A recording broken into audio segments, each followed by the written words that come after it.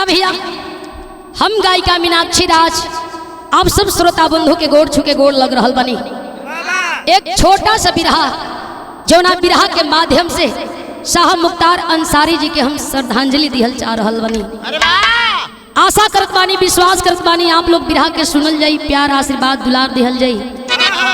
ई बिरहा का रिकॉर्डिंग एमडी म्यूजिक अजीत भैया के देख रेख में हो रहल बा और ई बिरहा मीनाक्षी राज ऑफिशियल पर प्रस्तुत बा। आप लोग बिरहा के सुनी, लाइक कमेंट शेयर करी और आशीर्वाद प्यार दुलार दी। आशा करत बानी, विश्वास करत बानी। 4 लाइन भूमिका से बिरहा का शुरुआत है। कैसे संतोष भैया?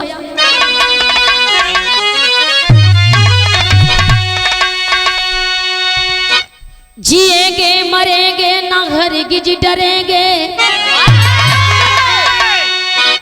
असहज को सहज कर दिखाते थे मुख्तार। दुश्मन की राहों में चट्टान बन करी, पाँव पीछे कभी ना हटाते थे मुख्तार। गरीबों के गर्दिश की गरिमा बढ़ा करी,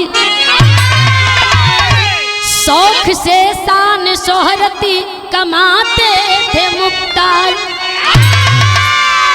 अरे कभी बाबू राम श्याम लाल जी जस मसीहा, राजनीति में नहीं माती खाते थे मुख्तार।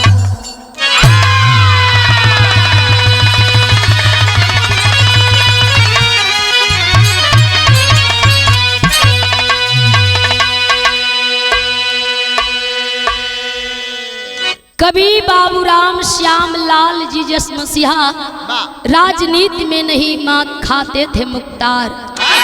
बिरहा में एक लाइन कव्वाली के अंदाज है संतोष भैया।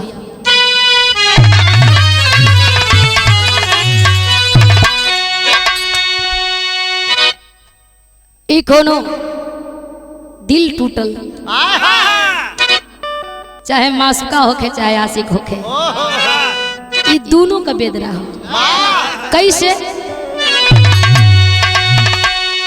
अरे खुदा तुझसे अर्जी लगाऊं,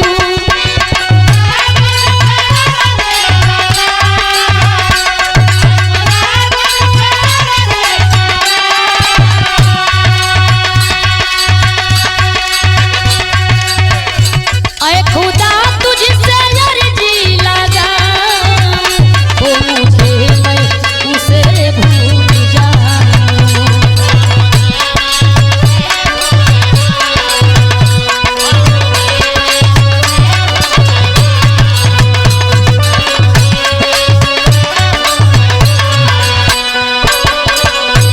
एक लाइन और कहे, ना करूं याद ना याद आऊं,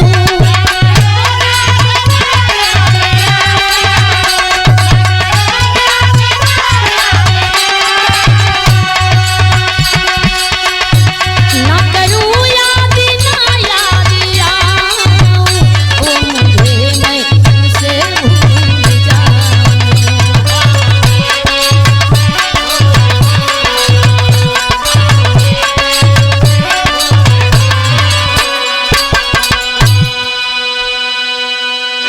भाव बड़ी सुंदर कवि जी लिखलन, गरीबों के मसीहा साहब मुख्तार अंसारी के कोई कैसे भुलाई।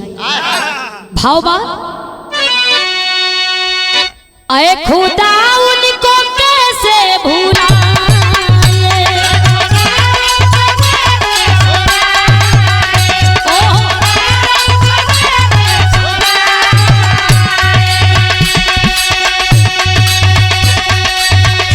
अरे खुदा उनको कैसे भुलाए, दर्दी दुखियों का जो है मिटाए, दर्दी दुखियों का जो है मिटाए।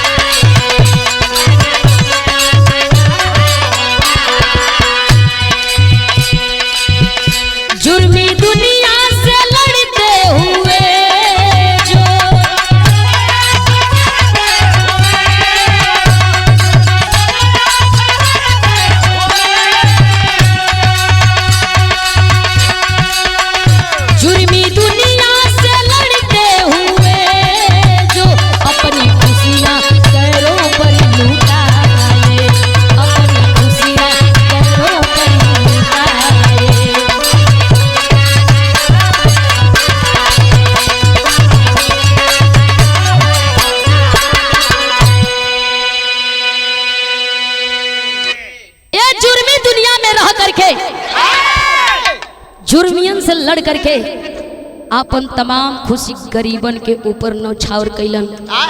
साहब मुख्तार अंसारी जी कहानियां के शुरुआत का भैया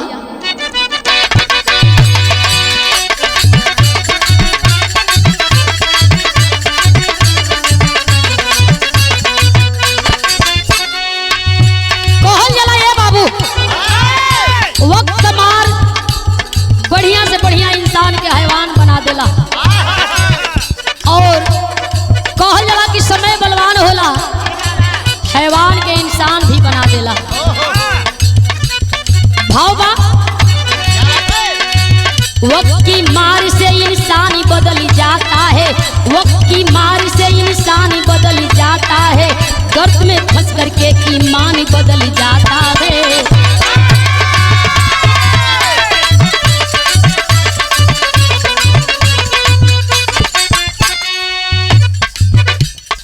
शुरू होती है तब यही से खूनी खेल सही, शुरू होती है तब यही से खूनी खेल सही, गुनाहों में फंसकर मानवता जाती जेल सही।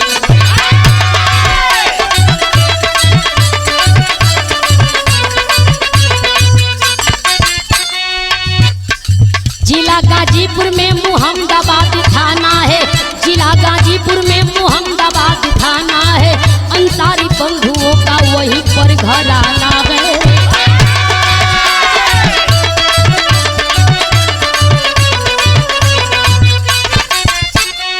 सुभान उल्लाह के बगिया में 3 दुलार हुए, सुभान उल्लाह के बगिया में 3 दुलार हुए, सभी से छोटा भाई अंसारी मुख्तार हुए।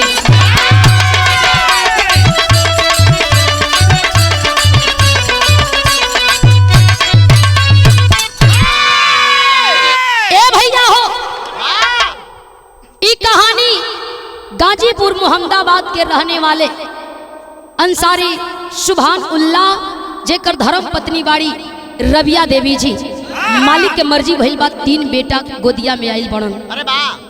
शिवकतुल्ला अंसारी और अफजाल अंसारी मुख्तार अंसारी, अरे वाह! तीनों भाई पढ़ाई करत हुवन। मुख्तार अंसारी जे गरीबन का मसीहा बन करके ये धरती पर आइल बा और पढ़ाई लिखाई पीजी कॉलेज में हो रहल बा। यहाँ एगो गीत लगल है संतोष भैया,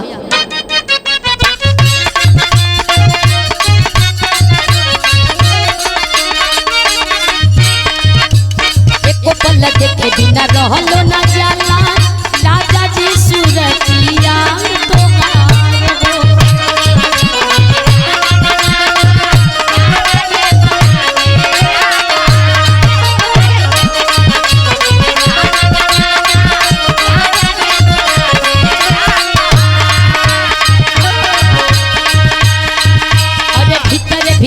गद गद रही सुन के मीठी मीठी बोलिया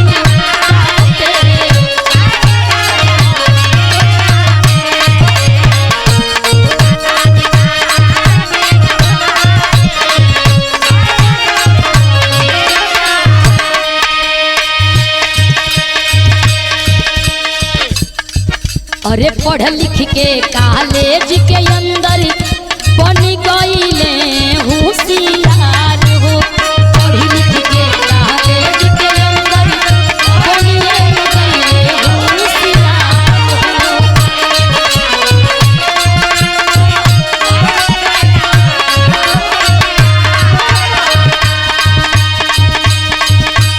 छात्र संघ के नेता बनले सहज कुशल बे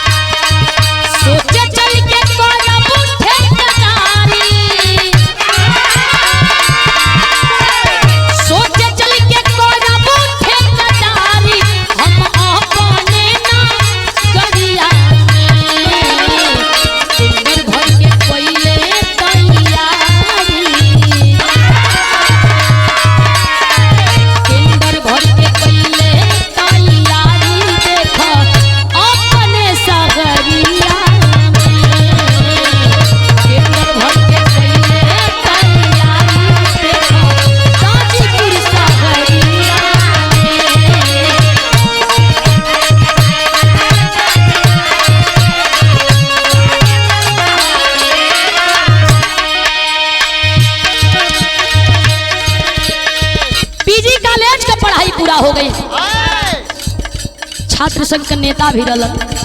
और जब पढ़ाई पूरा भइल ह तो अपना शहर में गाजीपुर आइल हवन और आ करके ठेकेदारी करे लगलन। ठेकेदारी के धंधा में बड़ा प्रोग्रेस कैलन। अंतरा का भाव हो कहल गई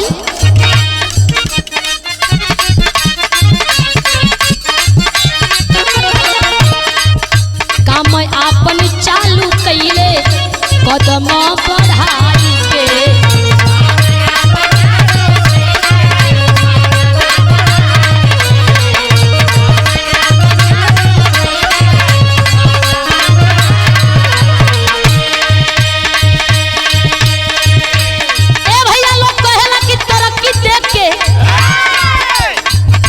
सभे जरेला चाहे तरक्की केहू करे। जैसे आदमी अपने बिजनेस में प्रोग्रेस करेला, जैसे आदमी तरक्की करेला, दुश्मनन के ढेरी हो जाले। भइल बा का रोक के दुश्मनवा जबरी मौका पर आई के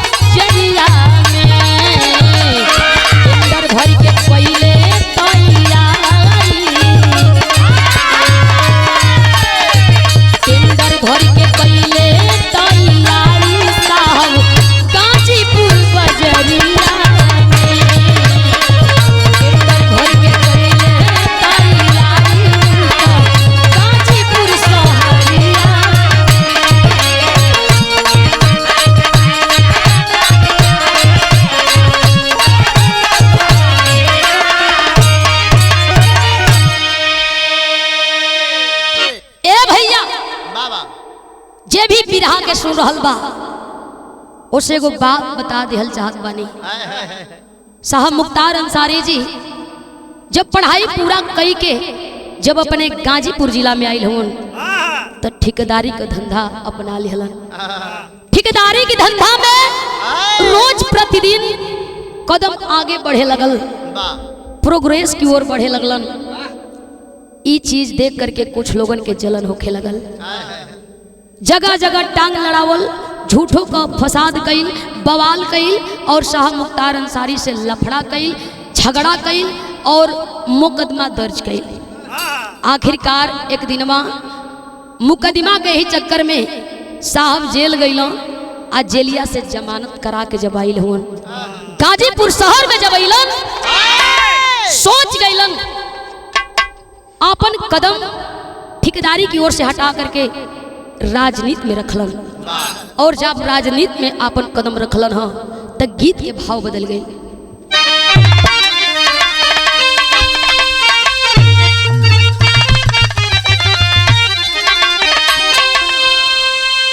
और झूलनिया के गुजवा ये टूटलिए राजा आ वही जमनिया में गड़िया छूटल ए राजा।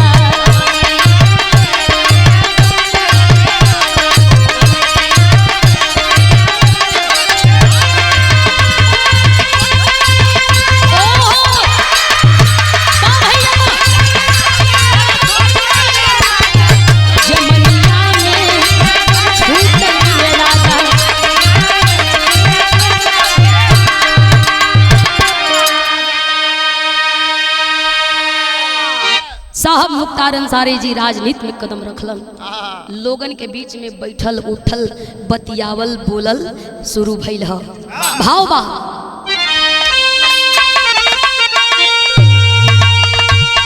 अरे जनता के बीच पे उभारी बनवले आ चुनौवा में आके भाग अजमवले। चुनौवा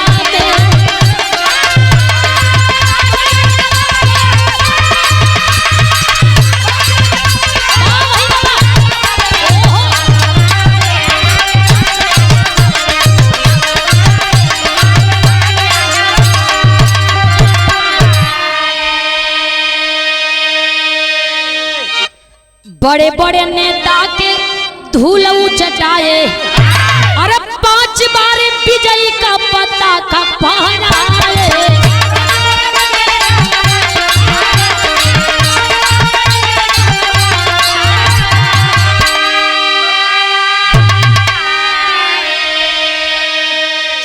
तो राजनीति में कदम अरे वो आगे बढ़वले, आ चुनौआ में आगे भाग जमवले।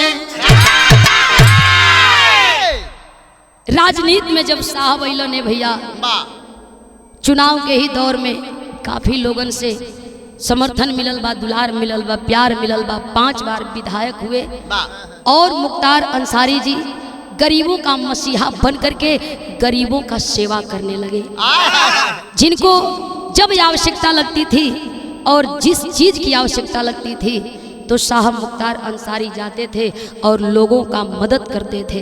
लेकिन संजोग देखे ये बाबू, राजनीति के मैदान में भी तमाम दुश्मन मिलल हुन और जगह जगह लफड़ा करत हुन, झगड़ा करत हुन और झूठे मुख्तार अंसारी के फिर से मुकदमा कायम भइल बा।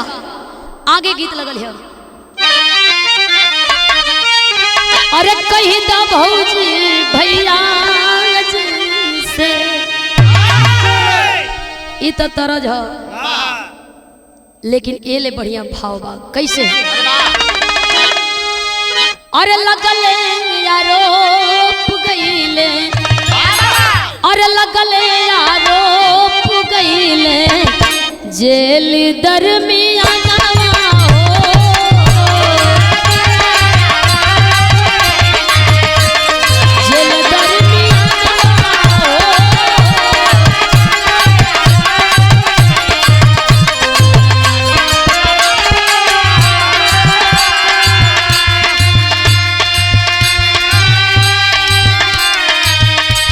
लगले आरोप गईले जेल दरमियाना हो। मिले ना जमानती करे, मिले ना जमानती करे केतनो जतना हो।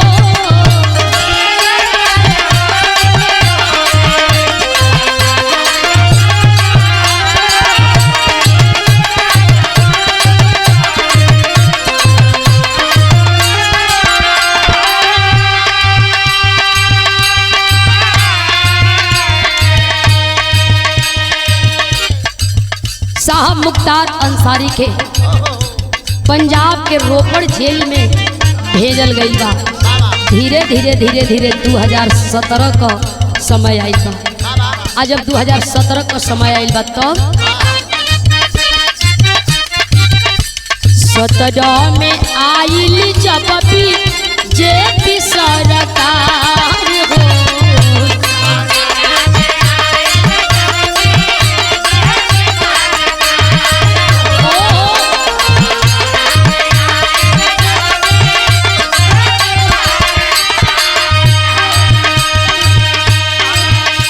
रोपड़ जेलवा से अइले बंधा के मझार हो। बंधा के मझार हो।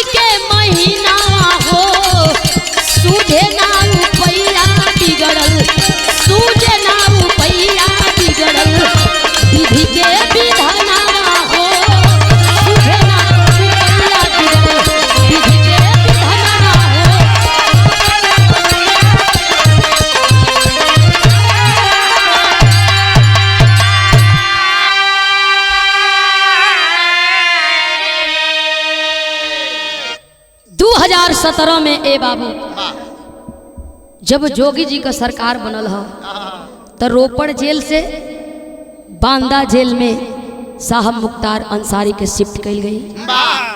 धीरे धीरे कुछ समय बीतल हो। एक दिनवा साहब को हालात खराब भइल हो। आज जब हालात खराब भइल हो भैया तो सोरठी में भाव कवि जी के लिखे के पड़ल।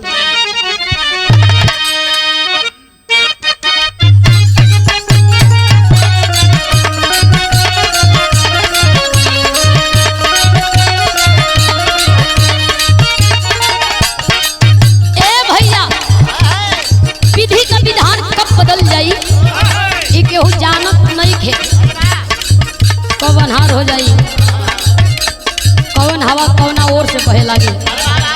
भाव बा कब बही पुरुआ कब पश्चिम कब यारी आवे पश्चिम।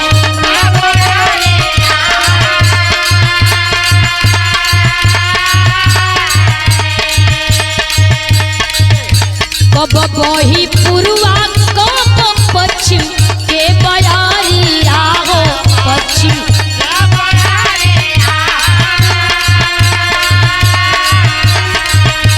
कब निकली धूप कब अन्हार अनुएरा किया हो जाए।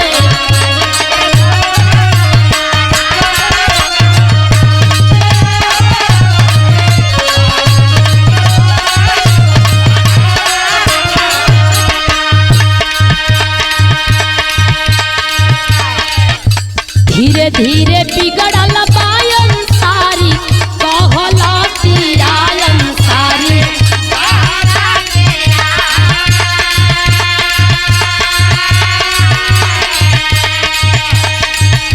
धीरे धीरे बिगड़ल बायन सारी कहला तिरायन सारी।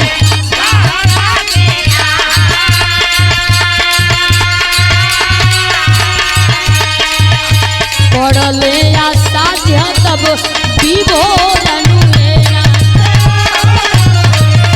पड़ले असाध्य तब विभोर अनुएरा।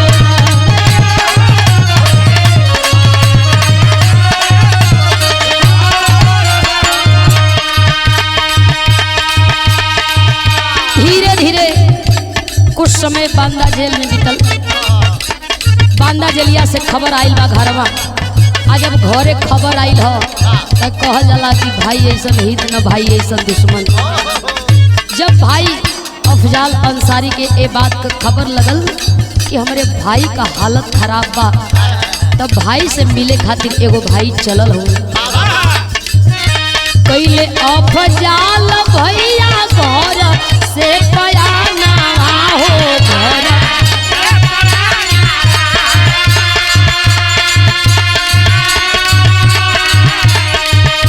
कैले अफजाल भैया गौरवा से पयाना रे घरवा से पयाना। करे बदे भेटिया दीदार मोरा किया हो रे।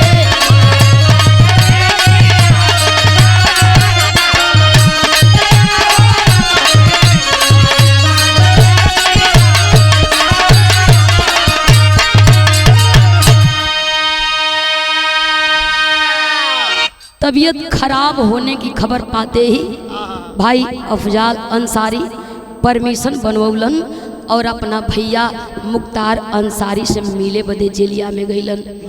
और जब भाई जेल में गईलन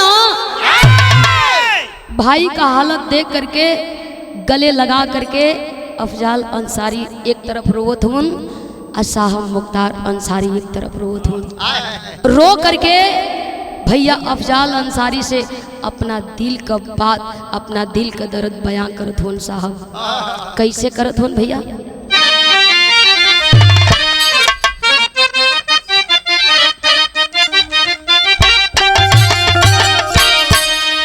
तो भैया सुन हम के मुआवल चाहे घटिया हो।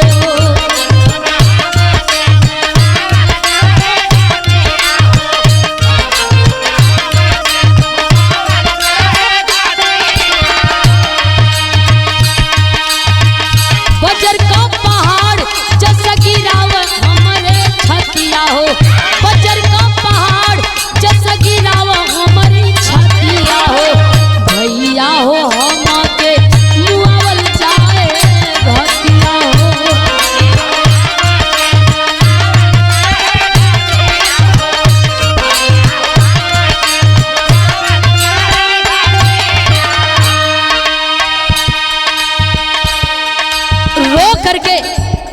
साहब मुख्तार अंसारी भैया अफजाल अंसारी से बतावे भैया सुना ये लोग हमारे साथ कैसे पेश आवेला। अनहोनी होनी के जब घेरे ले समैया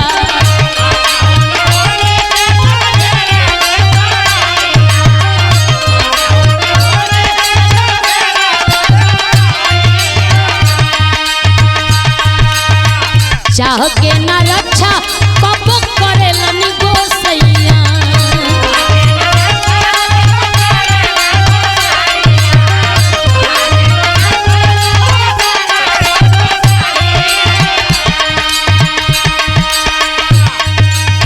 सीटी पॉइजन से बिगड़ल जाति बागलतिया हो सीटी पॉइजन से बिगड़ल जाति बागलतिया हो भैया सुनो हम के मुआवल चाहे भतिया हो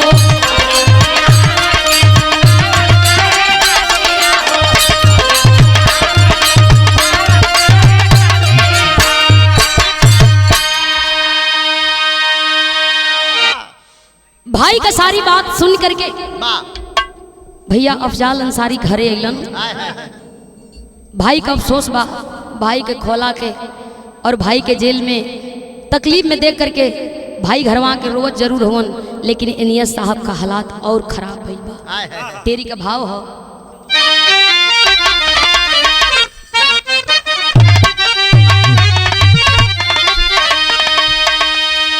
जन्नत के जद में सोई जिंदगी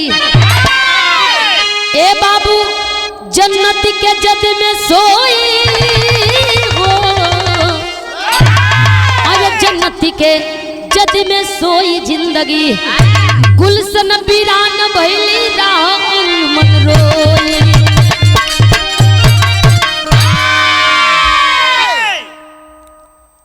आखिरकार साहब मुख्तार अंसारी एक दिन में उनकी बदे दिन समय बड़ा बाउर आई मनहूस घड़ी और मनहूस दिन 28/3/2024 वाला दिन वही दिनमा भइल बा का पपट के भाव में कवि जी बात के बयां करते हुए बता रहा हूं।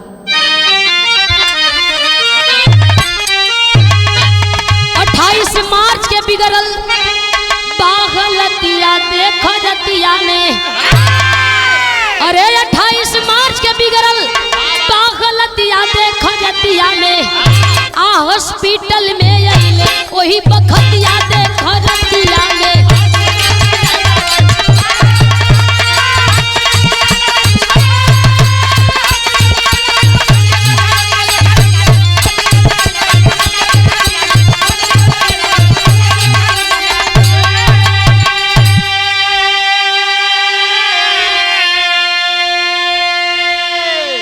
नौ डॉक्टर की टीम गठित कर शुरू हुआ उपचार हो 8:25 पर सुगना भयल फरार हो और समाचार से चौमुख फैलल बतिया देख रतिया में घरवा भारी सुन के जुटल जमतिया देख रतिया में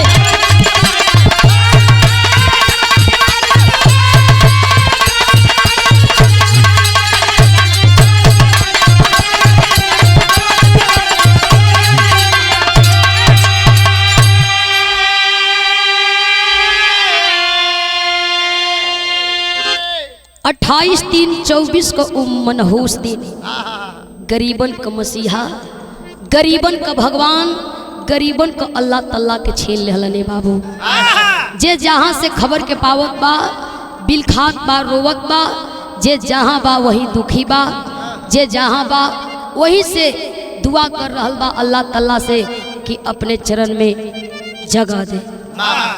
4 लाइन आल्हा कवि जी लिखल है।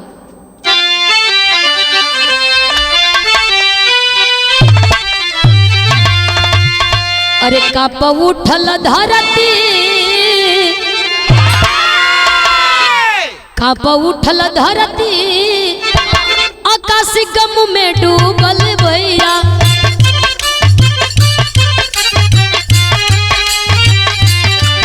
सागर के लहरिया में हो शांति गई छा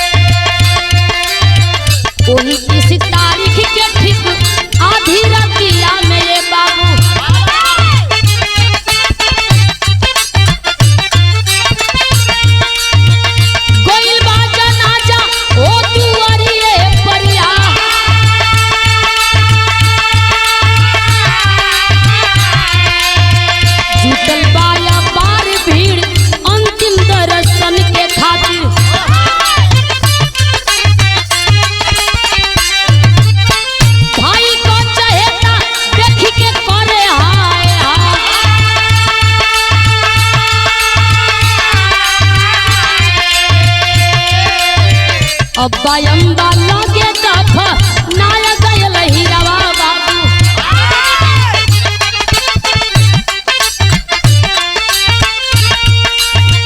खाको सुपुर्द भइल सबके बिसारा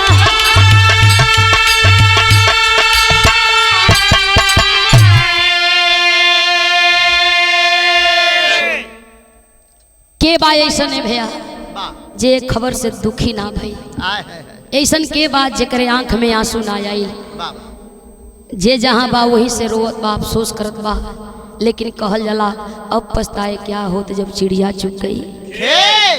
गरीबन का मसीहा गईलन लेकिन आपन कीर्ति अमर कके गईलन। कहल जला कि कर्म में प्रधान होला जेकर कर्म जैसन होला वैसन गावल जाला। बिरहा का खड़ी में भाव बा कैसे अरे गरीब तबके का मसीहा यह समाज खो दिया पूरे पूर्वांचल ने दिल का हमराज खो दिया।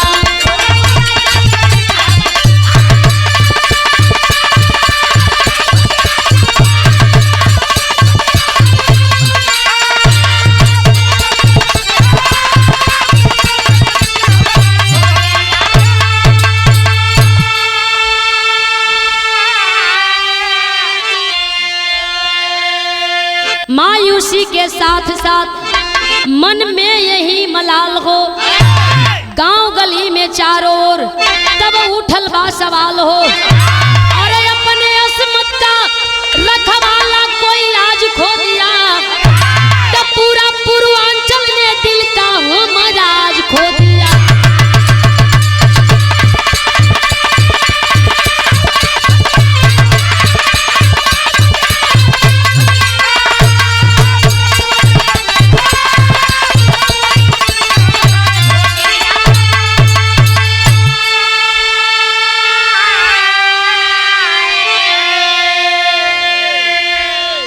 पूरा पूर्वांचल ने दिल का हमराज खो दिया। अरे वाह ऐ मालिक मसीहा साहब मुख्तार अंसारी के कुछ दिन अपने शरण में रखना और पुनः इस धरती पर भेजना।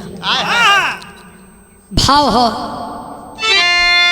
गुरु बिहारी गुरु गणेश गुरु राम लाल गुणकारी स्वर्ग बसे चंद्रिका कवि और बच्चन जी बने पुजारी।